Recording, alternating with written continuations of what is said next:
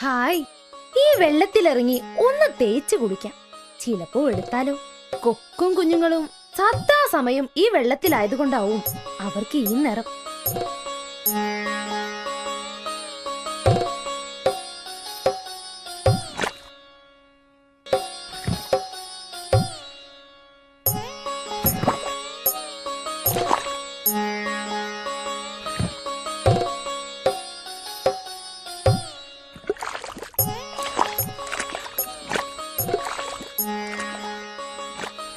പക്ഷേ കാക്ക വിചാരിച്ചതുപോലെ കാര്യങ്ങൾ നടന്നില്ല.